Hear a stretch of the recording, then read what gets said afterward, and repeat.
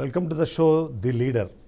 ఈ మధ్యకాలంలో ఒక సినిమా రిలీజ్ అయింది, గోట్ లైఫ్ అని. ఆ సినిమా స్టోరీ ఏంటంటే, గల్ఫ్ ప్రాంతానికి వెళ్ళిన ఒక వ్యక్తి అక్కడున్న కష్టాలన్నింటినీ అధిగమించి తను ఎలా మామూలు మనిషిగా మారి సామాన్య ప్రజలు ఎలా కలిసిపోయారనేది ఒక సినిమా వచ్చింది.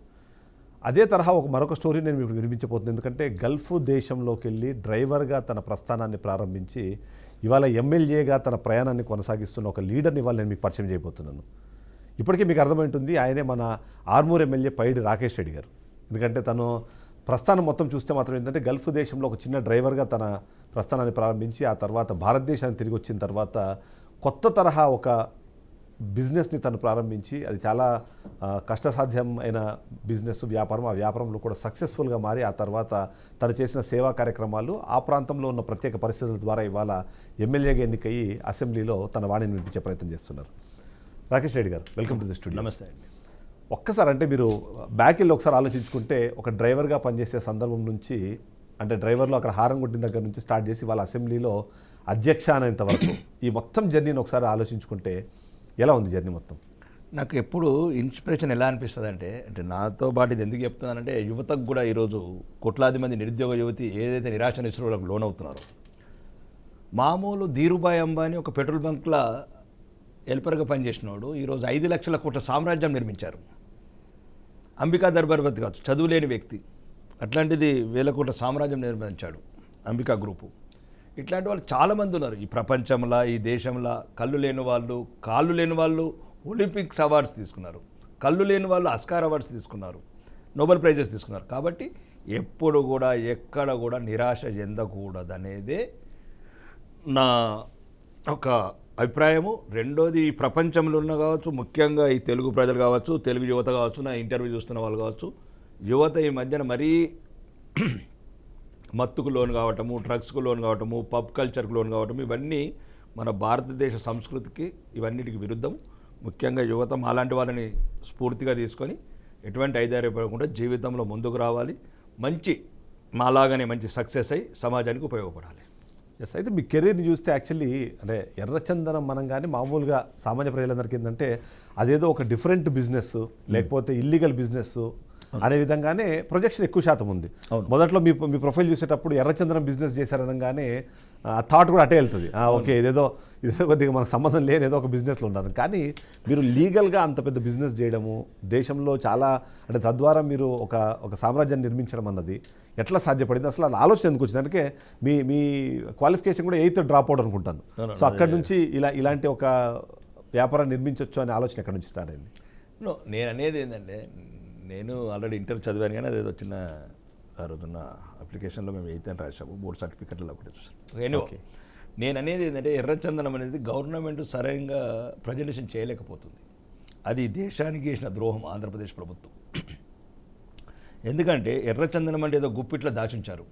అది ఇప్పుడు కాదు, మేము పుట్టకముందు నుంచే లీగల్ వ్యాపారము విదేశాలకు ఎగుమతి అవుతున్నది కాదు, ఇంకా స్వాతంత్రం రాకముందే ఎగుమతి అవుతుంది. 1883, 85, 1852 ఇండియన్ కస్టమ్స్ రికార్డ్స్ ఉన్నాయి. అయితే రాను రాను దాని మీద గవర్నమెంట్ గుప్పెట్లో ఉంచటము, దాంట్లో కొద్దిగా అధికారుల లోపం ఉంది, ప్రభుత్వ వైఫల్యం ఉంది. ముఖ్యంగా ఏంటంటే అది గుప్పిట తెరిస్తే ఎక్కడ కొన్ని వాళ్ళకి రావాల్సిన డబ్బులు రావు, లేకపోతే ఏదైతే అవినీతిని ఏ రకంగా అయితే ఉంటే ఇట్లా చీకట్లో ఉంటేనే మేము డబ్బులు సంపాదించుకోవచ్చు అని ఒక అధికార గణం కావచ్చు, ప్రభుత్వాధినేతలు కావచ్చు, వాళ్ళ ఒక స్వార్థంతో అది అలా మరుగున పడిపోయింది. దాన్ని మీడియా ఇంకో రకంగా అపోహలకు తీసుకెళ్ళింది. రెండోది గమనించాల్సిందంటే, అది ఎప్పటి నుంచో ప్రభుత్వము వేలం పెడుతుంది, బహిరంగ వేలం పెడుతుంది, పేపర్లలో యాడ్స్ ఇస్తుంది, మొత్తం ప్రజెంటేషన్ ఉంటుంది, అన్నీ గవర్నమెంటే చేస్తుంది మళ్ళా. కానీ దాని మీద మాత్రం మీడియా ఒక రకంగా, అంటే మీడియాకు సరైన దాని గైడ్ లైన్స్ దాన్ని చెప్పేవాళ్ళు లేరు. ప్రభుత్వం తరపు నుంచి ముఖ్యమంత్రి స్థాయి వ్యక్తి చెప్పగలుగుతాడు, 800 కోట్లు రాగానే ఉచిత స్కీమ్లకు ఇచ్చేస్తాడు ఆంధ్రప్రదేశ్ ముఖ్యమంత్రి. ఎనీ ముఖ్యమంత్రి ఈ ఎర్రచందనం ఆదాయం తీసుకుంటారు, ఉచిత స్కీమ్లకు వాడుకుంటారు తప్ప ఎర్రచందనం మీద 800 కోట్లు వచ్చింది, ఈ ఎర్రచందనం మీద యాక్షన్ పెడితే రాకేష్ రెడ్డి కొన్నాడు, ఇగో మాకు ఇంత వచ్చింది ఆదాయం, దీన్ని బట్టి మేము ఇట్లా చేస్తుంటే ప్రజలలో ఒక అపోహ అనేది తొలగిపోయేది.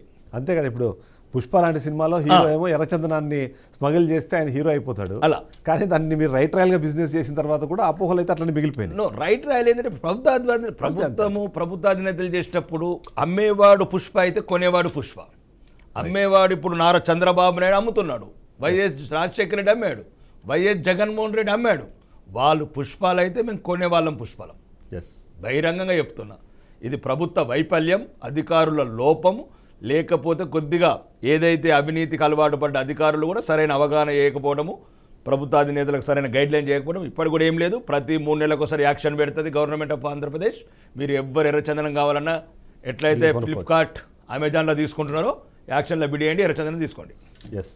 అయితే ఆ వ్యాపార సామ్రాజ్యం నుంచి సేవారంగం వైపు మీ ఆలోచన వెళ్ళింది, ఆ తర్వాత అక్కడి నుంచి రాజకీయము.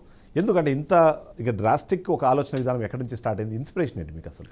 నో, ముఖ్యంగా నేను చాలా చిన్నప్పటి నుంచి చాలా కష్టపడి ఈ స్థాయికి వచ్చాను. గల్ఫ్లో కావచ్చు, మిగతా వ్యాపార రంగంలో కావచ్చు, ఎటువంటి అండదండలు లేకుండా, ఎటువంటి గాడ్ ఫాదర్స్ లేకుండా, అడుగడుగున ఈ బ్యూరోక్రసీ, ఈ అవినీతి పరులైన రాజకీయ నాయకుల వల్ల ఎన్నో సమస్యలు ఎదుర్కొన్నాను. ఒక దుర్మార్గమైన కొందరు మంత్రులు కూడా నన్ను ఎన్నో రకాలుగా ఇబ్బంది పెట్టారు వ్యక్తిగతంగా జీవితంలో. రెండోది వ్యాపార రంగంలో అడుగడుగున దెబ్బతీయడానికి ప్రయత్నం చేశారు. అంటే కాదు, చాలా రకాలు. నేను రియల్ ఎస్టేట్ చేస్తాను, హోటల్స్ చేస్తాను, ఫార్మా చేస్తాను, రకరకాల వ్యాపారాలు కూడా. అంటే కొద్దిగా ముక్కుసూటితనము, కొద్దిగా నిజాయితీ పరంగా ఉండటం వల్ల కొన్ని సమస్యలు ఎదుర్కొన్నాను. రెండోది సేవారంగం అంటే ఏంటండి, మనం సంపాదించుకున్న దాంట్లో సమాజానికి ఏమైనా సాయం చేయాలి. మనం శాశ్వతం కాదు. ఒక మామూలు రైతు కుటుంబం నుంచి స్థాయికి ఎదిగినప్పుడు నేనే కాదు, ప్రతి సమాజంలో సక్సెస్ అయిన ప్రతివాడు, సంపాదించిన ప్రతివాడు కొండపోయేదేం లేదు పోయేటప్పుడు. కాబట్టి ఎంతో కొంత చేయండి. మొత్తానికి మీకు నేను ఇంత లిమిట్స్ పెడతలేను.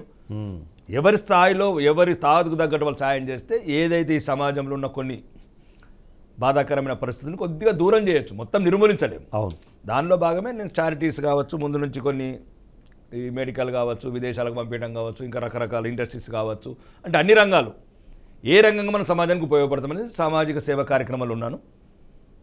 దాన్ని బట్టి ఇంకా ఒక సడన్లీ ఒక 50 years క్రాస్ అవుతున్నాం కాబట్టి ఇంకా సగం జీవితం ఫ్యామిలీకి సరిపోయింది, కుటుంబానికి సరిపోయింది. ఇంకా మిగతా జీవితం ఈ దేశానికి, ఈ ధర్మానికి నేను పుట్టిన గడ్డకు సేవ చేయాలనుకుని రాజకీయ రంగంలోకి వచ్చాను. రైట్. ఇక్కడ చాలా ఇంట్రెస్టింగ్ క్వశ్చన్ ఒకటి వస్తుంది. ఎందుకంటే మీరేమో గల్ఫ్ దేశాల్లో అక్కడ నుంచి మీరు ఇక్కడ వచ్చేటప్పుడు యూజువల్లీ అక్కడ ఉన్న వాళ్ళందరూ కొద్దిగా అంటే ఇస్లాం మతానికి సంబంధించి కొద్దిగా అటువైపు కొద్దిగా ఇన్క్లినేషన్ ఎక్కువ ఉంటుంది. కానీ మీరు వచ్చిన తర్వాత బీజేపీ ఎంచుకోవడం కారణం ఏంటి? మోరోవర్ ఏంటంటే నిజామాబాద్ జిల్లా అనగానే ప్రతి ఒక్కరికి తెలుసు అక్కడ మహామహులు, రాజకీయ ఉద్దండులు అందరూ ఉన్నారు. అట్లాంటి ప్రాంతంలో మీరు రాజకీయ ప్రస్థానం స్టార్ట్ చేయాలని కానివ్వండి, అక్కడ ఛాలెంజ్ చేస్తారని మీకు ముందే తెలుసు. సో ఎందుకు బీజేపీ పార్టీని ఎందుకు? అంటే నాకు ముందు కూడా కొద్దిగా ముందు నుంచి ఈ దేశం మీద, ఈ దేశ చరిత్ర మీద, ఈ హిందూ జాతి మీద మంచి అవగాహన ఉంది. అంటే మౌర్య సామ్రాజ్యం కావచ్చు, గుప్త నుంచి కావచ్చు, అంతకుముందు కావచ్చు, ఈ వేదాలు, ఋగ్వేదాలు, ఈ ప్రపంచంలో పుట్టిన మతము, ముందు మతము, పురాతన సనాతన ధర్మం మీద ఉందంటే హిందూ ధర్మం. ముఖ్యంగా ఈ దేశం కూడా నిత్య నూతనమై వెలిగిన దేశం. ఇది ప్రపంచానికి జ్ఞానం బోధించిన దేశం. ఈరోజు కొంతమంది సన్నాసులు దాన్ని చులకన చేస్తున్నారు, కానీ ఇది ఒకప్పటికి నలంద లాంటి విశ్వవిద్యాలయాలు కట్టి సుమారు ప్రపంచవ్యాప్తంగా ఉన్న విద్యార్థులకు విద్య నేర్పిన నేల ఇది. అట్లాంటి నేల ఈరోజు ఒక రకంగా ఈ దేశ వారసత్వాన్ని మర్చిపోయే పరిస్థితులు రాజకీయాలు నడుపుతున్నారు ఈ దేశంలో ఉన్న పార్టీలు. అంటే ఈ దేశ ఔన్నత్యాన్ని, దేశ గౌరవాన్ని విదేశాలల్లో చులకన చేసి మాట్లాడటం. ఇప్పుడున్న ప్రతిపక్ష నాయకుల్లాగా ఎట్లాంటి ఏ దేశంలో ఏం మాట్లాడో తెలియని నాయకులు ఉన్న ఈ దేశంని, ఈ దేశం రాను రాని ఏమవుతుంది? ఇంతకుముందే 800 సంవత్సరాలు నరకయాతన అనుభవించిన దేశం ఇది. కోట్లాది మంది హిందువులు రక్తతర్పణ చేసిన నేల ఇది. మనం తెలిసి ఈరోజు మళ్ళీ ఆ దేశాన్ని అమ్మే పార్టీ, దేశాన్ని ద్వేషించి హిందూ జాతిని అవమానించే పార్టీలకు చేరడం కన్నా భారతీయ జనతా పార్టీ అయితేనే ఇదేదైతే ఇప్పుడు కమ్యూనిస్ట్ లాంటి పార్టీలు అప్పుడు ఒక కమ్యూనిస్టు దేశాల ప్రోత్సాహంతో ఏర్పడ్డాయి. ఈ దేశంలో పార్టీలు ఉంటాయి, విదేశాల పాట పాడతాయి. కాంగ్రెస్ పార్టీ కూడా ఒక విదేశీ ఐడియాలజీ, ఒక స్వార్థపరుడైన జవహర్లాల్ నెహ్రూ వల్ల ఈ దేశం సర్వనాశనం చేయబడ్డది. కాబట్టి జనసంఘ్ లాంటి పార్టీ మన దేశ సంస్కృతి, దేశ సంప్రదాయము, ఈ దేశంలో ఎప్పటి ఔన్నత్యము ప్రపంచవ్యాప్తంగా ఒక గుర్తింపు ఉండాలా హిందువులకు ఈ దేశానికని ఏర్పడ్డ పార్టీ జనసంఘ్ పార్టీ. మళ్ళీ 1977లో ఆ నెహ్రూ గారి కుమార్తె అయిన ప్రజాస్వామ్యాన్ని పట్టబగలు చెరబట్టి క్యాబినెట్ ఆమోదం లేకుండా ఎమర్జెన్సీ విధించిన నాయకురాలు. అంటే ప్రపంచంలో స్వార్థానికి పరాకాష్ట ఇందిరాగాంధీ గారు.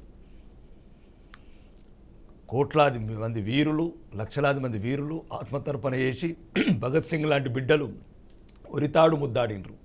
అల్లూరి సీతారామరాజు లాంటి బిడ్డలు గుండెలను ఎదురొట్టి బుల్లెట్ల దెబ్బలు తింటే ఒక దుర్మార్గమైన రాజకీయ నాయకురాలు ఈ దేశ స్వాతంత్రాన్ని పనంగా పెట్టి, ప్రజాస్వామ్యాన్ని పనంగా పెట్టి అర్ధరాత్రి ఎమర్జెన్సీ విధించింది.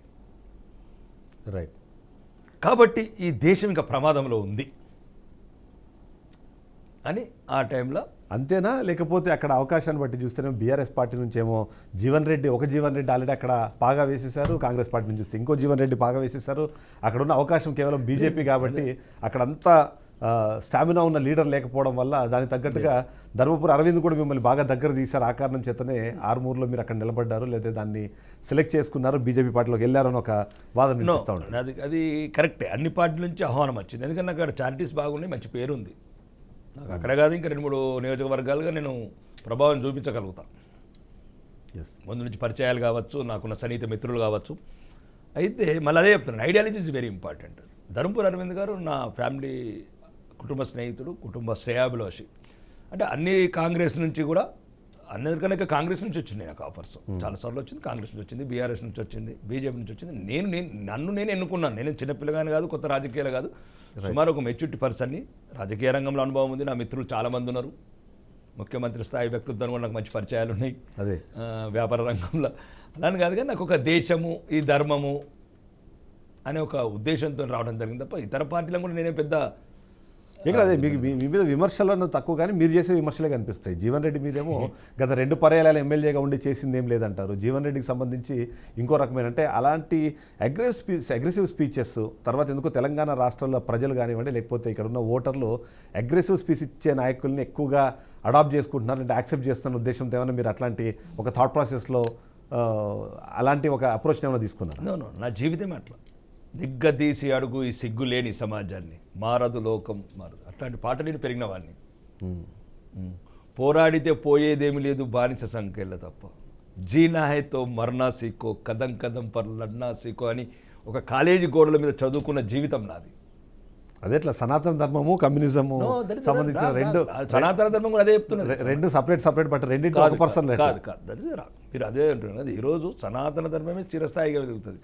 సనాతన ధర్మం కూడా చెప్పే విధానం వేరే ఉంటుంది. అది కొద్దిగా రాడికలిజం ఉంటుంది, కొద్దిగా అగ్రెసివ్నెస్ ఉంటుంది, అది ఉంటుంది. ఇప్పుడు మేము పుట్టిన ప్రాంతం తెలంగాణ నడిబొడ్డు గడ్డ. అది మేమేదో ఖమ్మంలాగా కమ్మగా పెరుగు పానీయాలు తాగి పెరిగిన వాళ్ళం కాదు. నక్సలైట్ల తుపాకులతో, ఎన్కౌంటర్లతో తెల్లారని రోజులల్లా ఇనుపపూట్ల చప్పులతోని ప్రాంతంలో పుట్టిన వాళ్ళం. ఆ రిమోట్ ఏరియాలా వెనుకబడ్డ ప్రాంతంలో మా కన్నీళ్ళు, మా తెలంగాణ ప్రజలు, ఇప్పుడు మీరు అన్నట్లు ఉత్తర తెలంగాణ ప్రజల గోస, ఎడారి గోస జీవితాలు, ఒట్టిపోయిన జీవితాలు, ఒక రకమైన బాధాకరమైన ప్రాంతంలో పుట్టాము. ఆ అణువణువున మేము ఏ స్థాయికి వచ్చినా నా ప్రజల పట్ల అదే ఒక రకమైన నాకు ఆలోచన ఉంది, ఏం చేయగలుగుతాం ఈ ప్రాంతానికి. అంతకుమించి ఇంకేం లేదు.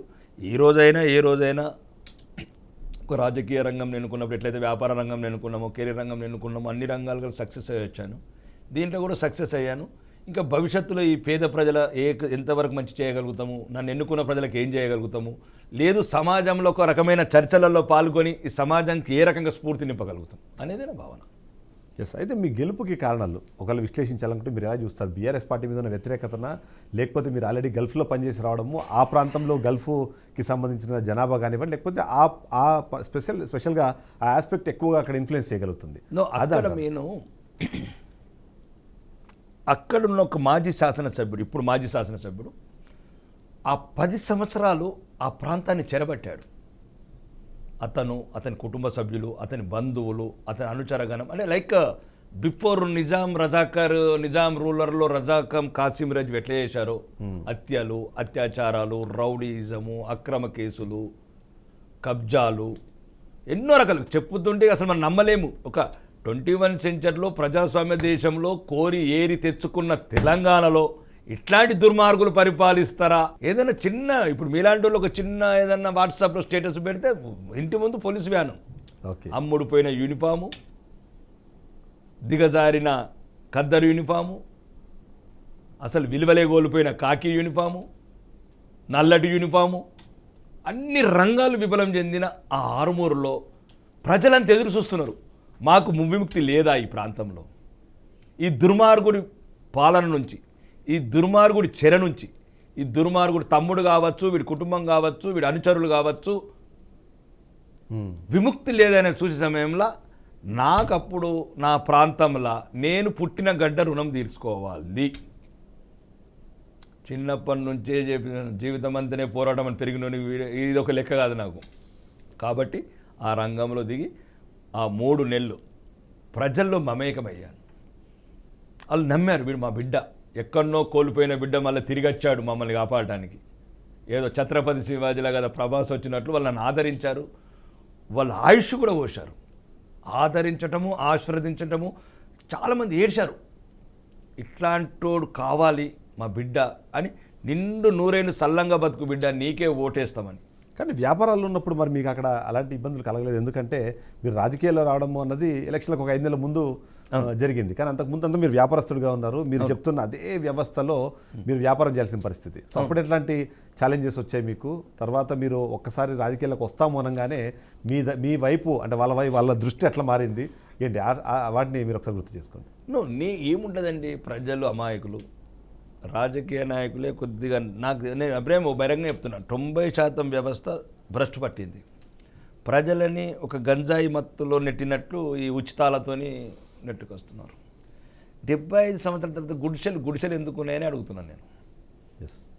రాజకీయ నాయకుల మేడలు పెరుగుతున్నాయి, భూముల మీద భూములు ఎందుకు పెరుగుతున్నాయి, ఆస్తుల మీద ఆస్తులు ఎందుకు పెరుగుతున్నాయి?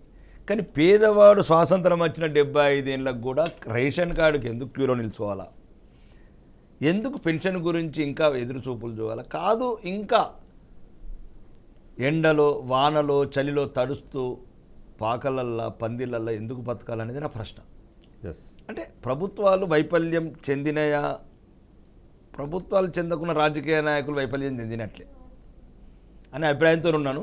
ఓకే, రాజకీయాలన్న ఆలోచన విధానం వేరే కావచ్చు, కానీ ఇప్పుడు నేను నిరంతరం పోరాడుతున్నాను. నా మట్టుకు మాత్రం ఏదో ఒక రకంగా సమాజానికి స్ఫూర్తి నింపి ఈ ప్రజలు ఎదుర్కొంటున్న సమస్యలు ప్రభుత్వం దృష్టికి తీసుకొచ్చి పరిష్కరించాలనుకుంటున్నాను. ఇంకా ఎప్పుడు సమస్యలు అంటే ఎప్పుడు ఉంటాయి, ఎప్పుడు మనిషి పుట్టినప్పటి నుంచి సచ్చిందాకా సమస్యలు. రేపు పోతామనం కూడా ఈరోజు వరకు ఆశ దావది, అత్యాశ దావది, ఆందోళన దావది. కాబట్టి ఏ వరకు రాజకీయ నాయకుడు ఎవడైనా సరే ఈ పార్టీలు మారుడు, నేలకొక పార్టీ, ఈ పార్టీలు ఉన్న ఆ పార్టీలు, ఇదంతా కొద్దిగా ప్రజాస్వామ్యంతో భ్రష్టు పట్టిపోయింది. దీన్ని మార్చాలా, ఈ యువతనే దీనికి ముందుకు రావాలని నా కోరిక. మీ ఆలోచన విధానానికి, బీజేపీ పార్టీ సిద్ధాంతానికి, అదే అక్కడ ఒక జాతీయ పార్టీ, సరే ప్రాంతీయ పార్టీలో అంటే ఒకరే ఒక లీడర్ ఉంటారు కాబట్టి సరే ఆయనకి చెప్పేసుకొని మన బాధో మన సంతోషమో మన ఆలోచన చెప్పొచ్చు. కానీ జాతీయ పార్టీలో కొద్దిగా దానికి అంటే హర్డల్స్ ఎక్కువగా అనిపిస్తుంటాయి. సో అలాంటప్పుడు ఎట్లా ఆ సిద్ధాంతంలో మీరు ఎట్లా ఇవ్వాలనుకుంటున్నారు, లేకపోతే ఎట్లా దాన్ని సాధించే అవకాశం ఉందంటారు? అంటే ఒకటే అండి, ఇప్పుడు ఈ దేశానికి ముఖ్యంగా ప్రాంతీయ పార్టీలు అనర్థం.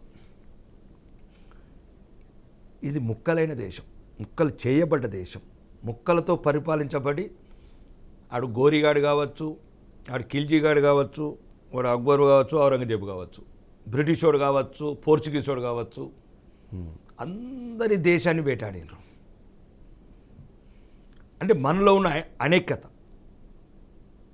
ఐక్యత లేకపోవటం, విడదీసి పాలించారు 1000 సంవత్సరాలు. ముఖ్యంగా సర్దార్ వల్లభాయ్ పటేల్ లేకపోతే ఇప్పటికి కూడా ఈ దేశం ముక్కల్లాగానే ఉండేది. 564 సంస్థలని ఏకతాటిపై తీసుకొచ్చి ఈరోజు భారతదేశం నిర్మించిన వ్యక్తి సర్దార్ వల్లభాయ్ పటేల్ గారు.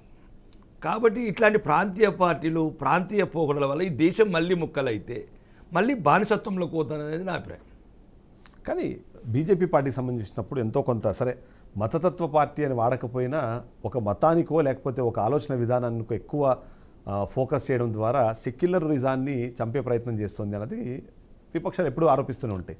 అవైపు కొన్ని సంఘటనలు జరిగినట్టు కూడా వాళ్ళు ఎగ్జాంపుల్ చెప్తుంటారు. సో అలాంటప్పుడు మీరున్న ప్రాంతము లేకపోతే తెలంగాణ రాష్ట్రంలో ముఖ్యంగా ముస్లింల డామినేషన్ బాగా ఉంటుంది, లేకపోతే వాళ్ళ ప్రభావం ఎక్కువ ఉంటుంది అనే ఉద్దేశంలో ఎట్లా బీజేపీ పార్టీతో మీరు అనుకున్నవి సాధించడం ఎట్లా? ఇప్పుడు ఒకటండి, మతతత్వ పార్టీ కాంగ్రెస్, మిగతా 22 పార్టీలు. ప్రతి దానికి ఉదాహరణ చెప్తాను. ఇప్పుడు కాంగ్రెస్ పార్టీ దేశాన్ని 3 ముక్కలు చేసింది.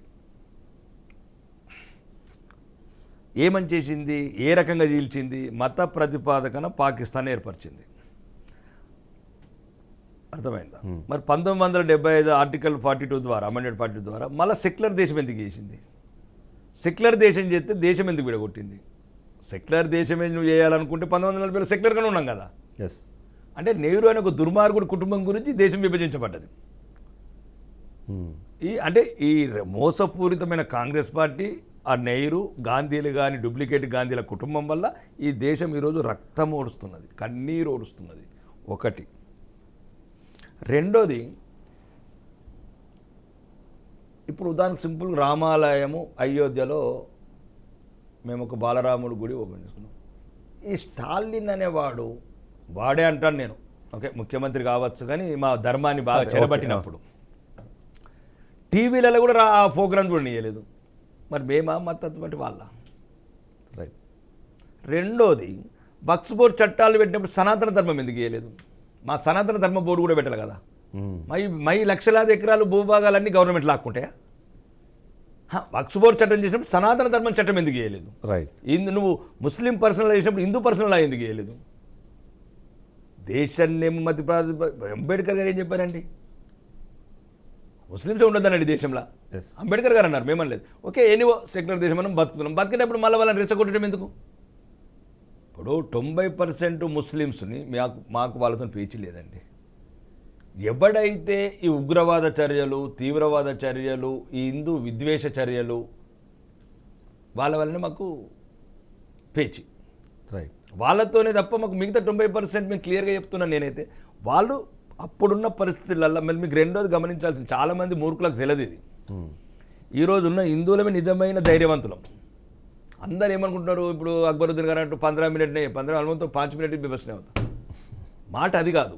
ఎందుకంటే ఇప్పుడు వీళ్ళంతా ఎవరైతే ఉన్నారో ఇండియన్ ముస్లిమ్స్, వీళ్ళ తాత ముత్తాతలు అప్పుడు ఔరంగజేబు కావచ్చు, వాళ్ళు అక్రమార్కులు, విదేశీ తుర్కషులు కావచ్చు, వీళ్ళని బలవంతంగా పాపం మా వాళ్ళని మతం మార్చిపించారు. రైట్. వాళ్ళు భయపడో చావుకు పడో ఏదో మార్చారు. మా తాత ముత్తాతలు భయపడలే, సచ్చిండ్రు, సంపిన్రు, ధర్మాన్ని మాత్రం కాపాడినరు, నిలబెట్టినరు. ఈరోజు ప్రపంచంలో ఉన్న ఏకైక ఏదైనా హిందూ దేశం ఉందంటే భారతదేశం నిత్య నూతనమై వెలుగుతున్నదంటే మా పూర్వీకుల వల్ల. కాబట్టి వాళ్ళకన్నా మేమే ఎక్కువ ధైర్యవంతులం. ఈ కాంగ్రెస్ పార్టీ అనేది ఫోకస్ రాంగ్ చేస్తుంది.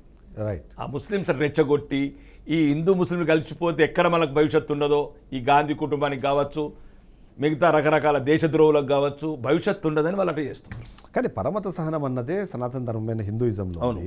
కానీ మీరు ఇప్పుడు ఏంటంటే ఏ సమస్య వచ్చినా సరే దాంట్లో ముస్లింలను ప్రత్యేకంగా చూపించే ప్రయత్నం. ఫర్ ఎగ్జాంపుల్ హైడ్రా జరుగుతుంది, అన్నీ జరుగుతున్నాయి, కానీ ఎంఐఎంకి సంబంధించిన ఒక కాలేజీకి సంబంధించిన విషయము ప్రతి ఒక్క బీజేపీ నాయకుడు మాట్లాడతారు. రెండోది ఏంటంటే మీరు పర్సనల్గా చూస్తే కూడా అయోధ్యకి రేవంత్ రెడ్డి ఎత్తు నేను తల నరుక్కుంటానని చెప్పి మీరు మాట్లాడతారు. సో ఇట్లాంటివన్నీ అది రాంగ్. నేను అది అనలేదు. అది నేను అన్న అది రాంగ్ వర్షన్. అది నేను అన్నది అట్లా కాదు. 14 సీట్లు వస్తున్నప్పుడు చెప్పాను.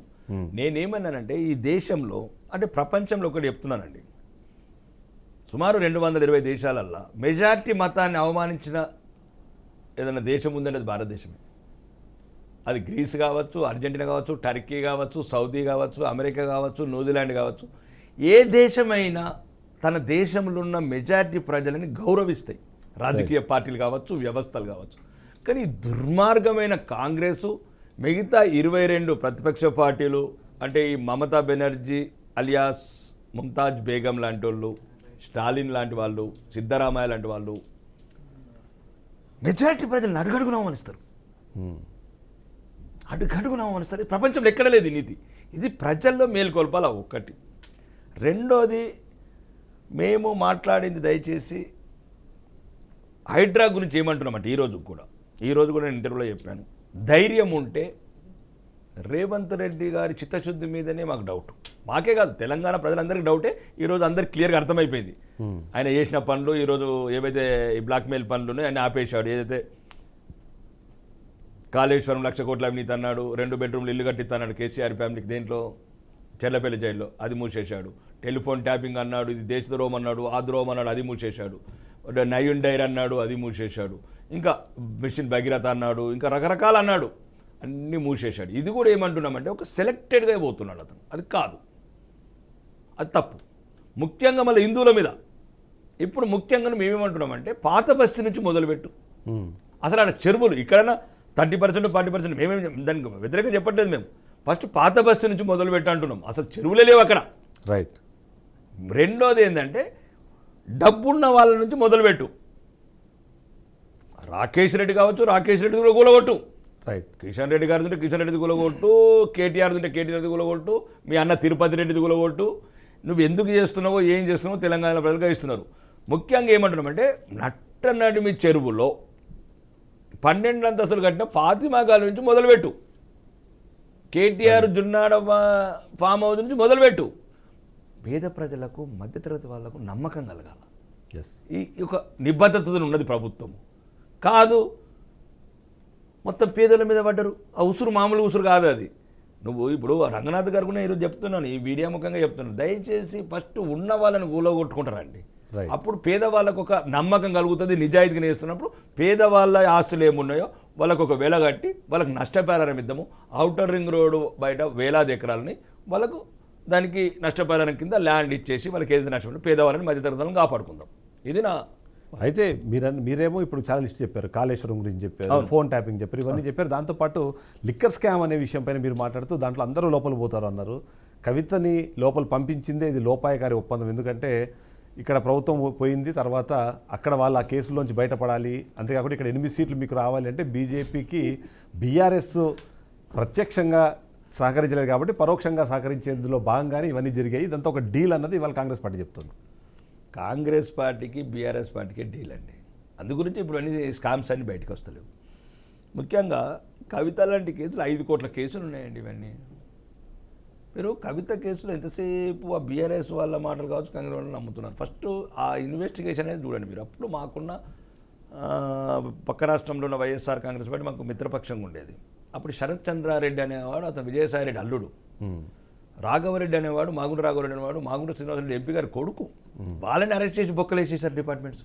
అవన్నీ ఇన్వెస్టిగేషన్ ఏజెన్సీస్ అండి. అవి పెద్ద దానికి ఇప్పుడు డౌట్ కూడా అదే. అంటే అక్కడ ఏంటంటే వాళ్ళు అరెస్ట్ చేశారు, కవితను అరెస్ట్ చేయడానికి మాత్రం చాలా టైం తీసుకున్నారు. ఇక్కడ అసెంబ్లీ ఎన్నికల్లో ఎప్పుడైతే అనుకున్న స్థాయిలో మీరు పర్ఫామ్ చేయకపోవడానికి కారణము కవితను అరెస్ట్ చేయకపోవడమే అనే ఒక విశ్లేషణ వినిపించిన తర్వాత ఆగమేఘాల మీద ఆమెను వచ్చి తీసుకొని వెళ్ళారు అన్నదే ఒక ఎగ్జాంపుల్ చెప్తున్నారు. కానీ అక్కడ ఏంటంటే వాళ్ళని ఎత్తుకపోయినంత మాత్రం ఓట్లు రావు, విడిచబెట్టిన మాత్రం ఓట్లు రావండి. ఎందుకంటే ఇన్వెస్టిగేషన్స్ మీరు అందరూ చదువుకున్న వాళ్ళు, మంచి మీడియాలో మంచి అనుభవం ఉన్న వాళ్ళు, ఇన్వెస్టిగేషన్ ఏజెన్సీస్కు ప్రైమరీ ఎఫెన్స్ మీద ఎవిడెన్సెస్ ఏ రకం కలెక్ట్ చేస్తారు, ఎవరు ఎవిడెన్స్. ఇప్పుడు ఒక కేసులో మనం ఇద్దరం కలిసి దాన్ని చేశామండి తప్పు, నేను మీకన్నా ఎక్కువ తప్పు చేసిండొచ్చు, కానీ ఎవిడెన్సెస్ మీ ముందు దొరికినాయి అనుకోండి మిమ్మల్ని అరెస్ట్ చేస్తారు. రైట్. తర్వాత నన్ను A2గా పెడతారు. అట్లనే ముందు ఎవరెవరైతే వాళ్ళకి సంబంధించిన ఎవరైతే ఎవిడెన్సెస్ ఎక్కువ కలెక్ట్ అవుతూ వచ్చినాయో వాళ్ళందరినీ అరెస్ట్ చేసుకుంటూ వచ్చారు. కవిత గారికి కొద్ది చివరి టైంలో ఎవిడెన్సెస్ ఫైండ్ అవుట్ అయినట్లది వాళ్ళు చేశారు. ముఖ్యంగా ఏంటంటే దానికి సుప్రీంకోర్టు డైరెక్ట్గా చెప్పేసింది. ఏమని? మొత్తం 5 months అయిపోయింది, ఇన్వెస్టిగేషన్ ఆల్రెడీ ఛార్జ్ షీట్ వేసేశారు. సుప్రీంకోర్టు గైడ్లైన్స్ ఉన్నాయి, నీకు ఒకసారి ఇన్వెస్టిగేషన్ అయిపోయిన తర్వాత లోపల దోషి ఉండే అవసరం లేదు అక్యూజ్డ్. కాబట్టి ఇంకా ఇన్వెస్టిగేషన్ అయిపోయింది కాబట్టి ఇంకా ట్రయల్స్లో ఒకవేళ ఆమె చేసిన తప్పుకు ఎవిడెన్సెస్ అన్నీ క్లియర్ అయ్యి ఆమె ఉరిశిక్ష, దేశ చట్టాల ప్రకారం ఉరిశిక్ష పడుతుంది, ఉరిశిక్ష పెడతారు. కాదు నిర్దోషి అయితే నిర్దోషికి రిలీజ్ చేస్తారు. ఎస్. అయితే నిర్దోషిగా రిలీజ్ అవుతుందా లేకపోతే తనకి శిక్ష పడుతుందా అనే విషయాన్ని డిస్కస్ చేద్దాం. అంతేకాకుండా ఇప్పటికే బీజేపీ బీఆర్ఎస్తో విలీనకు సంబంధించిన ప్రక్రియను ప్రారంభించిందనే విధంగా కొన్ని వార్తలు వినిపిస్తున్నాయి. అంతేకాకుండా మనం రాకేష్ రెడ్డి గారితో మాట్లాడాల్సిన మరికొన్ని ఇంపార్టెంట్ విషయాలు ఏంటంటే యువతని మనము ఎలా దారిలోకి తీసుకురావాలి. ఎందుకంటే తన జీవితం అన్నది కూడా నిజంగానే ఒక మంచి ఎగ్జాంపుల్గా ఉంటుంది కాబట్టి దాని విషయం కూడా మనము చర్చను మనం చూస్తున్నామంటే పైడి రాకేష్ రెడ్డి ఇప్పటివరకు మాట్లాడే నేపథ్యంలో తన అగ్రెసివ్నెస్ అన్నది మనం చూస్తూనే వచ్చాం. అంతేకాకుండా బీజేపీ పార్టీలో అది ఒక రకంగా చెప్పాలంటే అవసరంగా కూడా ఒక్కొక్కసారి అనిపిస్తుంది. సో నిజంగానే ఆ అగ్రెసివ్నెస్ బీజేపీలో ఈ స్థాయికి ఎదగడానికి ఏమైనా కారణమైందా? ఆ విషయం గురించి ఒక మాట్లాడదాము. రాకేష్ రెడ్డి గారు, ఓవరాల్గా చూస్తే బీజేపీ పార్టీ కానీ తెలంగాణ రాష్ట్రంలో ఇంతకుముందు నేను చెప్పినట్టు అగ్రెసివ్గా మాట్లాడే లీడర్స్ని బాగా యాక్సెప్ట్ చేస్తున్నారు.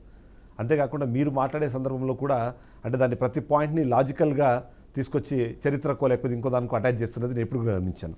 ఏంటి అంటే ఇంత ఈ నాలెడ్జ్ కానివ్వండి లేకపోతే ఈ అగ్రెసివ్నెస్ ఎందుకు, అది ఎక్కడి నుంచి?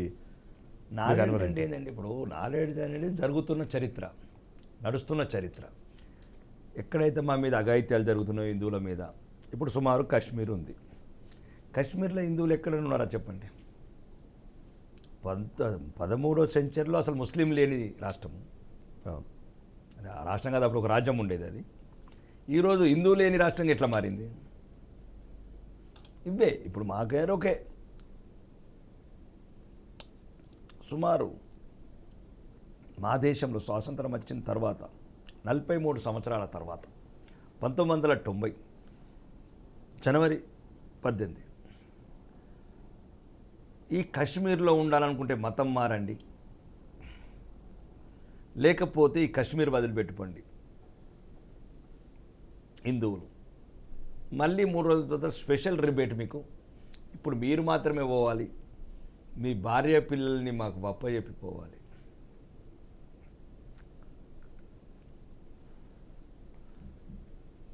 ఏ ఒక్క నా కొడుకు, భారతదేశంలో ఉన్న ప్రతిపక్ష నాయకుడు, ఏ ఒక్క నా కొడుకు, ఏ ఒక్క నా పార్టీ హిందువుల పట్ల ఇంత పైశాచికము భారతదేశంలో, మన దేశంలో, మన రాష్ట్రంలో, మన ఆర్మీ, మన పోలీసు, మన చట్టాలు ఉండగా హిందువుల మీద ఇంత అఘాయిత్యాలు ఎందుకు అని ఒక్క నా కొడుకు అడగలేదే. అంటే మానభంగాలు చేసుకుంటే ఆడపిల్లల్ని రంపాల మీద కూర్చుండ్రు, రంపాల మీద. కర్ర కోయడానికే, కర్రని కోయడానికి ఇబ్బంది పెట్టడంలో మనిషిని, ఆడపిల్లల్ని కోసిండ్రు ఆ కొడుకులు. అంటే మేము ఎట్లా బతకాలి ఈ దేశంలో? కాబట్టి మా జాతిని జాగృతపరచుకోవాలా, మా జాతిని చైతన్యపరచుకోవాలా, మా జాతి నిలవాలా, దేశం గెలవాలా అన్నదే భారతీయ జనతా పార్టీ లక్ష్యం. కాబట్టి నిరంతరం మా జాతి గురించి పోరాడతాం.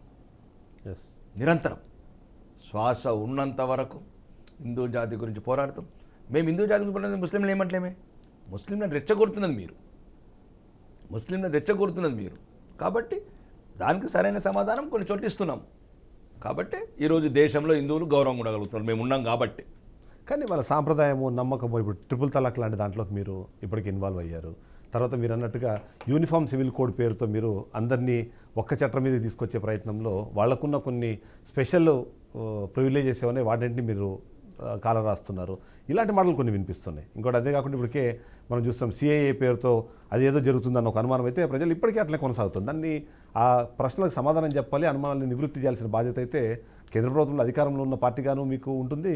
అంతేకాకుండా మెజారిటీ ప్రజలను రిప్రజెంట్ చేస్తున్నామనే ఒక మాట చెప్తున్నప్పుడు ఆ బాధ్యత మీద కనిపిస్తుంది. మరి అటువైపు ఏమి చర్యలు? ఇప్పుడు మీకు దేని మీద, సిఏ మీద, అన్నిటి మీద చేస్తాను. సిఏ ఉంది కదండి, సుమారు ఆఫ్ఘనిస్తాన్లోకి 24 మంది, పాకిస్తాన్లో కొద్దిమంది, అండ్ బంగ్లాదేశ్లో కొద్దిమంది, మొత్తానికి 33,500 మంది ఈ సిఏ వల్ల బెనిఫిట్ అయిన వాళ్ళు. అంటే మొత్తానికి తరమబడి వాళ్ళ బిడ్డలని కిడ్నాపులు చేసి, అత్యాచారాలు చేసి, మత మార్పిడి చేసి, నికా చేసుకున్న దేశాలు, బతుకుండగానే పానాలు తీసిన దేశాలల్లా బతకలేక, ఎక్కడ ప్రపంచంలో ఏ ఆశ లేక, ఎవ్వరు రానియలేక, మాకున్నది ఒకే ఒక హిందూ దేశం నచ్చి ఢిల్లీ గుడారాలల్లా 30 సంవత్సరాల నుంచి బతుకుతున్నారు. గుడారాలల్లా 5 ఎకరాల ఇల్లున్నోడు వచ్చి ఢిల్లీలో గుడారాలు ఉంటున్నాడు ఒకటి.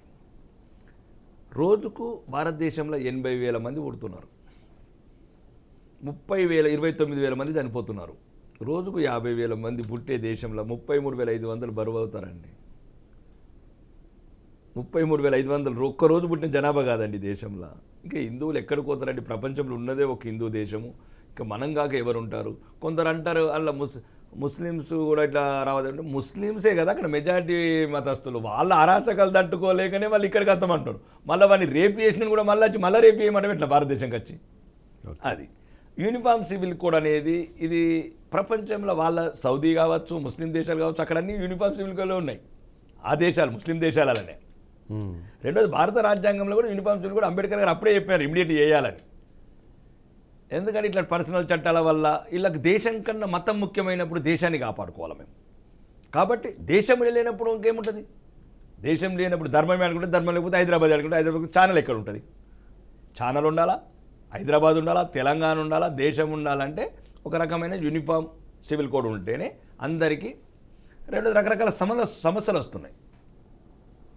కాబట్టి దాన్ని బట్టి యూనిఫామ్ సివిల్ కోడ్ రావాల్సిందే. రాకపోతే ఇప్పుడు నేను చెప్పినట్లు హిందువులు కూడా ఇంకా మొదలు పెట్టండి అని చెప్తున్నాను. మీరు కూడా 11 మందిని కానండి. వాడు 11 మందితో క్రికెట్ ఆడినప్పుడు నువ్వేం క్రికెట్ ఆడి నువ్వు 2 మందితో క్రికెట్ ఆడతావా? అనలేం కదా. క్రికెట్ ఎట్లా ఆడుతావు? వాడు 11 మందితో క్రికెట్ బ్యాటింగ్ చేస్తున్నాడు, బౌలింగ్ చేస్తున్నాడు, ఫీల్డింగ్ పెట్టుకున్నాడు. నువ్వు కూడా ఇద్దరితోనే ఆ ఫారం కోళ్ళని కన్నట్టు ఇద్దరు పిల్లల్ని కానీ బాయిలర్ కోళ్ళు ఏం చేసుకుంటావు? బాయిలర్ కోళ్ళని చూసినావా? బంగ్లాదేశ్లో మొత్తం డురితాడు వెళ్ళాడు తీసిండ్రు. సూటులోని బూటులోని కులం చూసినరా?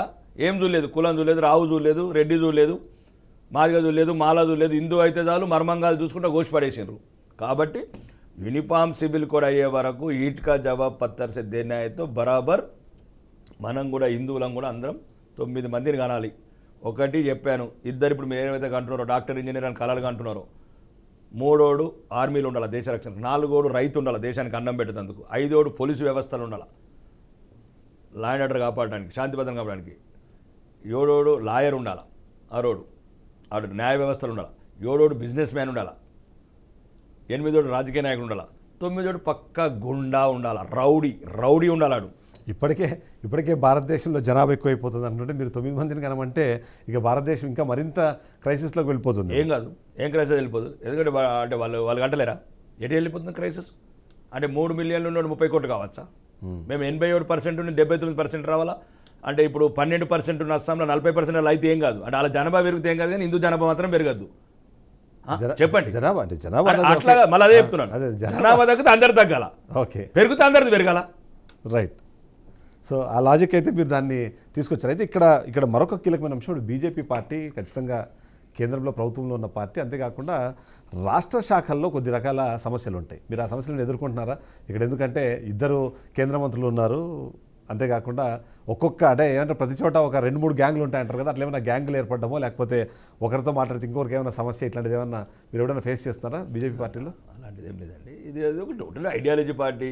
ఈ దేశము, ధర్మము, న్యాయం గురించి ఏర్పడ్డ పార్టీ. లేకపోతే ఎవరో కేసీఆర్ ఫ్యామిలీ గురించో, లేకపోతే గాంధీల గురించో, కరుణానిధి ఫ్యామిలీ, లేకపోతే అఖిలేష్, ములాయం యాదవ్లు, లాలు ప్రసాద్ యాదవ్ గురించి పుట్టిన పార్టీ కాదండి ఇది ఓన్లీ దేశం, ధర్మం, న్యాయం ఈ 3 మీద నమ్ముకొని, సనాతన ధర్మాన్ని నమ్ముకొని ఈ దేశాన్ని సుభిక్షంగా ఉంచాలా, సురక్షితంగా ఉంచాలా, వికసిత్ భారత్, సురక్షిత్ భారత్ అనే ఒక పద్ధతితో పోతున్న పార్టీ.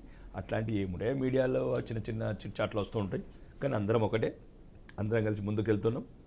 కాబట్టి అంటే పొలిటికల్ యాంగిల్ ఆలోచిస్తే ఒకటి, ఇప్పటికే మనం చూస్తున్నాం బీఆర్ఎస్ పార్టీ బీజేపీలో విలీనం కాబోతుంది. అందులో అలాగే ఇప్పటికే పోస్టులు కూడా డిసైడ్ అయిపోయినాయి. కేసీఆర్ గారికి ఒక గవర్నర్ పోస్టు, కేంద్ర మంత్రిగా కేటీఆర్, అలాగే ఇక్కడ ఎల్పీ లీడర్గా కేటీఆర్కి ఇచ్చేస్తారు. ఇదంతా మొత్తం జరుగుతుందని కాంగ్రెస్ పార్టీ చెప్తుంది. ఏమైనా ఆలోచన ఏమైనా ఉందా? అంటే బీజేపీ పార్టీ ఇక్కడ బలంగా తయారవ్వాలి అంటే ఆ మాటలు మాట్లాడిన వ్యక్తి ఎవరు? రేవంత్ రెడ్డి. ఆబ్వియస్లీ సుప్రీంకోర్టు మనం ఏం చివాట్లు పెట్టింది? సుప్రీంకోర్టు ఏం చివాట్లు పెట్టింది? అంటే ఎటువంటి రాజ్యాంగబద్ధమైన పదవులు ఉన్నావు, ఏం మాట్లాడుతున్నావు అసలు? ఆ పదవికి నువ్వు అర్హుడవేనా? ఇట్లాంటి మాటలు మాట్లాడచ్చా కవిత బేల్ గారి మీద? కాబట్టి ఆ రేవంత్ రెడ్డి అనే వ్యక్తికి ఎటువంటి నైతిక విలువలు, రాజకీయ విలువలు లేని వ్యక్తి. అతను ఏం మాట్లాడదో అతనికి తెలియదు. అతను ఆ రాజ్యాంగబద్ధమైన పదవి కూడా అనర్హుడని సుప్రీంకోర్టు చెప్పి నేను కూడా చెప్తున్నాను. ఎవరు ఇప్పుడు ఈ తుపాకి రాముడు అన్నాడు కదా, యనమల రేవంత్ రెడ్డి ఏమన్నాడు? ఫస్ట్ అధికారం రాగానే ఏదో పార్టీ ఫిరాయింపులు వస్తే మేము ఇట్లా బై ఎలక్షన్స్ పోతామన్నాడు. లేకపోతే ఏమన్నా ఒక ఆటం బాంబునే వేలుతా అన్నాడు, మానవ బాంబునే వేలుతా అన్నాడు. కాదు, ఆ టీఆర్ఎస్ పార్టీ మీద, బీఆర్ఎస్ పార్టీ మీద కాకి ఇక్కడ వస్తే కాల్ చేస్తున్నాడు. మరి 10 కాకులు వచ్చినాయి, ఏం చెప్తున్నాడు ఇప్పుడు? ఆ 10 కాకులను ఎత్తుకొని ముద్దాడుతున్నదే రేవంత్. అంటే రేవంత్ రెడ్డి ఏదన్నా నైతిక విలువ గురించి మాట్లాడితే దయ్యాలు వేదాలు వల్లించినట్లు. ముఖ్యంగా ఈ రాక్షస సంతానం, రాక్షసులు ఒకటే. ఇది దేవతల వంశం ఉన్న పార్టీ, దేవతలమే ఉండాల్సిన పార్టీ, ధర్మాత్మలు ఉండాల్సిన పార్టీ. కాబట్టి ఆ 10 మంది ఎమ్మెల్యేలు ఎవరైతే ఉన్నారో ఇప్పుడు ఏ పార్టీకి పోయారు? ఏ పార్టీలోకి వెళ్ళారు? కాంగ్రెస్ పార్టీ. రాక్షసుల పార్టీకి పోతారు. కాబట్టి అవన్నీ మోసపోతే వాగ్దానాలు. మాకు ఎవ్వరు అవసరం లేదు. ఎవరైతే మా నాయకత్వం చెప్పిందో మా పార్టీలకు రావాలనుకుంటే మీరు రాజీనామా చేసి రండి, రైట్, అంతే. కాబట్టి మాకు స్వతంత్రంగా ఎందుకు? ఇప్పుడు వాళ్ళు అసలు గెలిచినామా? 8 మంది ఎంపీలు, 36% ఓట్లు వచ్చినాయి. ఇంకొక 4% కొద్దిగా ప్రజా చైతన్యం తీసుకొచ్చి, ప్రజల్లో చైతన్యపరిచి, ప్రజా సమస్యల మీద మంచిగా పోరాడినామనుకోండి, ఆటోమేటిక్గా వచ్చేస్తుంది మాకు. కానీ అంటే మీ పార్టీ ఈరోజు మీరు మాట్లాడుతున్న 36% లేదో ఇప్పుడు మీరు అనుకుంటున్న ఆ బలం ఏదైతే ఉందో ఆ బలము వలస నేతలు కూడా అందులో ఒక భాగస్వామ్యంగా మారారు. కాంగ్రెస్ పార్టీ నుంచి వచ్చిన వాళ్ళు కానివ్వండి, స్పెసిఫిక్గా ఈ పార్లమెంట్ ఎన్నికల్లో కూడా బీఆర్ఎస్ పార్టీ నుంచి వచ్చిన నాయకులు కూడా దాంట్లో వాళ్ళ పార్టిసిపేషన్ ఉంది అన్నది ఒక మాట అయితే వినిపిస్తుంటుంది. సో ఆ నెక్స్ట్ పర్సెంటేజ్ ఇప్పుడు ఆ 36% నుంచి ఒక 45కో 50కో వెళ్ళాలి అంటే ఆ వరుస నాయకుల మీద లేదా ఆ వలస నాయకుల మీద ఆధారపడాల్సిన అవసరం మనకు అనిపిస్తుందా? ఏ పార్టీ కూడా అండి, ఇప్పుడు కాంగ్రెస్ అయినా బీఆర్ఎస్ అయినా పెట్టిన రోజు ఉన్న 10 మందితో ఏ పార్టీ అనేది నిరంతరం విస్తరించుకుపోవడమే పార్టీల ప్రధాన లక్ష్యం ఉంటుంది. అలానే మా పార్టీ కూడా ఇప్పుడు సుమారు ఎక్కడనో మొదలైన 2-2 ఎంపీలతో మొదలైన పోరాటం ఈరోజు ఒక ప్రభుత్వాన్ని 3 సార్లు అధికారంలో తీసుకురావడం. ఇంతకుముందు వాజ్పేయి గారు ఒకసారి 4 సార్లు అధికారం తీసుకొచ్చినాం. 1980లో ఏప్రిల్ 6 నాడు పార్టీ పెట్టిన రోజు ఇద్దరు ఒక దైవ సమ్మతులు, దైవాంశ సమ్మతం కావచ్చు, లేకపోతే ఆరాధ్య దైవాలు కావచ్చు, అద్వానీ గారు వాజ్పేయి గారు పెట్టిన పార్టీ ఈరోజు ఆ రోజు శ్యాంప్రసాద్ ముఖర్జీ గారు పెట్టిన జనసంఘ్ కావచ్చు, ఈరోజు నిత్య నూతనమై జాతి గురించి వెలుగుతున్నదంటే అది విస్తరించుకుంటూ పోతాం. ఈరోజు 10 కోట్ల మెంబర్షిప్ అవుతున్నారు. ఇంకా పిల్లలు 15 కోట్లు చేస్తాం, 20 కోట్లు చేస్తాం. ఎందుకు చేయకూడదు? పార్టీని విస్తరించుకుంటే వలస అనేది ఏముండదండి. రాజకీయాలలో ఏం వలస ఉండదు. మా పార్టీలోకి వచ్చేవాళ్ళు మా విధానాలు నచ్చి దేశ భవిష్యత్తు, హిందువులకు రక్షణ, చాలామంది మన బంగ్లాదేశ్ సంఘటనల తర్వాత నాకే వేలాది మంది ఫోన్ చేస్తున్నారు. అన్న ఈరోజు కనువిప్పు కలిగింది, ఈ దేశంలో మేము బతకాలంటే భారతీయ జనతా పార్టీ ఒకటే మమ్మల్ని భరోసా కల్పించేది, మా గురించి ఏడిచేది, కడుపులో పెట్టుకునేది, కన్నీళ్లు గార్చేది, ఈ దేశంలో ఏదైనా ఉన్నదంటే హిందువుల పట్ల భారతీయ జనతా పార్టీ అనేది మాత్రం చాలామంది ముందుకెళ్తున్నారు. అయితే తెలంగాణ రాష్ట్రంలో ఇప్పటికీ 2 క్వశ్చన్లు. ఒకటి, యాజ్ ఏ పార్టీగా మీ ఫ్యూచర్ ప్లాన్స్ ఎట్లా ఉన్నాయి? యాజ్ ఏ పొలిటీషియన్గా మీరు ఇప్పుడు ఎమ్మెల్యే ఉన్నారు, నెక్స్ట్ మినిస్టర్, ఏంటి నెక్స్ట్ మీ ఫ్యూచర్ ప్లాన్స్ ఏంటి రాజకీయాలు? ఇప్పుడు ఒక్కటి, పార్టీ మాత్రం ఇంకా ఎవరు ఆపలేరు. తెలంగాణ ప్రజలు కోరుకుంటున్నారు భారతీయ జనతా పార్టీ. ఎందుకంటే ఏదైతే ఇప్పుడు కాంగ్రెస్ పార్టీ ఉందో అది లైక్ కాంగ్రెస్ పార్టీ అలియాస్ ముస్లిం లీగ్, ఇంకా అది ఒక రకమైన మతోన్మాద పార్టీ. అది అంటే మజ్లిస్ని కలుపుకొని ఒక పార్టీకి ఏర్పడిన పార్టీ. కాబట్టి ఇక తెలంగాణ ప్రజల ఆశాజ్యోతి, అభివృద్ధి ప్రదాత ఏదైనా ఉందంటే భారతీయ జనతా పార్టీ అని ప్రజల స్పందన. ఇప్పుడు ప్రజా సమస్యల మీద ఈ 4 సంవత్సరాలు కొట్లాడి ప్రధాన ప్రతిపక్షం, ఎందుకంటే ప్రధాన ప్రతిపక్ష నాయకుడు ఫామ్ హౌస్లో పడుకున్నాడు, లేత్తలేడు 8 ఏళ్ల నుంచి. కుంభకర్ణుడు నిద్రపోతున్నాడు, నాకు తెలిసి ఇంకా ఆయన లేబడు. కాబట్టి ఇంకా ప్రధాన ప్రతిపక్షం పాత్ర పోషించాల్సింది మేమే. అంటే 8 మంది ఎంపీలం, 8 మంది ఎమ్మెల్యేలు, 36% ఓట్లు. తెలంగాణ రాష్ట్ర వ్యాప్తంగా ఈరోజు 8 సీట్లు గెలిచినాం, 8 సీట్ల 2వ స్థానంలో ఉన్నాం. కాబట్టి ప్రధాన ప్రతిపక్షంగా పోరాడి రాష్ట్ర ప్రజలను చైతన్యం చేసి కాంగ్రెస్ ఏదైతే మోసపూరిత వాగ్దానం నుంచి అవి ఎండగట్టి ప్రజలకు ఆ వాగ్దానాలు అమలు చేసే వరకు మెడలు వంచి ఆ బాధ్యత ప్రధాన తీసుకుంటాం. తీసుకొని రాబోయే ఎలక్షన్లల్లో ఇప్పుడు 88 సీట్లు తెచ్చుకొని తెలంగాణ సెక్రటరియట్ మీద కాషాయ జెండా ఎగిరేస్తాం. రైట్. మూడోది నా వ్యక్తిగతం, నేను ఒకటే చెప్తున్నానండి, నేను దేశం అంటే ఇష్టము, దేశం గురించి, ధర్మం గురించి, ఈ నరేంద్ర మోడీ గారి నాయకత్వం పట్ల ఒక దృఢమైన విశ్వాసంతో వచ్చిన సైనికుడిని. ఈ సైనికుడిగానే పోరాడతాను. అవును, బహిరంగంగా చెప్తున్నాను, ఒకవేళ రేపు ప్రభుత్వం అధికారం వచ్చిన తర్వాత మా ప్రభుత్వం ఆదేశిస్తే, వాళ్ళు ఆశీర్వదిస్తే తెలంగాణ హోంమంత్రి కావాలని నా కోరిక. హోంమంత్రి అయిన వాళ్ళే, నన్ను ఏం చేసిన వాళ్ళే కాదు, నన్ను కార్యకర్తగా వాడుకుంటామని పార్టీ అధిష్టానం. కానీ మేము నైతిక స్థైర్యం నింపాలా మా సైన్యానికి. ఎందుకంటే మాకంతా శత్రువులే, ముస్లిమ్స్ శత్రువులు, క్రిస్టియన్స్ శత్రువులు, కొన్ని వర్గాలు శత్రువులు, మిగతా 80% హిందువులు కూడా శత్రువులే. కాంగ్రెస్లో హిందువులు శత్రువులు, కమ్యూనిస్టులు హిందువులు శత్రువులు, బీఆర్ఎస్లో శత్రువులు. ఇంత మధ్యన మేము ఏగి నేగి అభిమన్యులాగా, కలియుగ అభిమన్యులాగా చక్రాన్ని తిప్పుకొని అధికారంలో తీసుకొచ్చిన తర్వాత పార్టీ ఆశీర్వదించి ఏదైనా బాధ్యతలు అప్పచెప్తే బాధ్యతలు నిలబెడతాను. కాదు నువ్వు కాశ్మీర్కి వెళ్ళు, కాశ్మీర్లో పార్టీ బలహీనంగా ఉంది, వెళ్ళు, యూపీకి వెళ్ళంటే వెళ్తాను. నాకు కావాల్సింది నా దేశం గెలవాలి, రైట్, జాతి వెలగాలి, ఈ రెండే. Right. Thank you very much and all the very best. ఓవరాల్గా చూస్తే మాత్రం దేశం గెలవాలి, జాతి నిలవాలి అని ఏదైతే చెప్తున్నారో, అంతేకాకుండా ఏదైతే మనం చూస్తున్నామో ఇప్పటిదాకా తను ఒక సైనికుడిగా ఉన్నాడు, లేదా రేపొద్దున సైన్యాధ్యక్షుడిగా ఇంకొక కొత్త బాధ్యత ఇస్తే దాన్ని తీసుకోవడానికి సిద్ధంగా ఉన్నాను, లేదా కార్యకర్తగా మిగిలిపోమన్నా సరే దానికి ఎప్పుడు సంసిద్ధమే అని రాకేష్ రెడ్డి చెప్తున్నారు. ఇది ఇవాళ షో. మరో షోతో మళ్ళీ కలుద్దాం. Stay tune.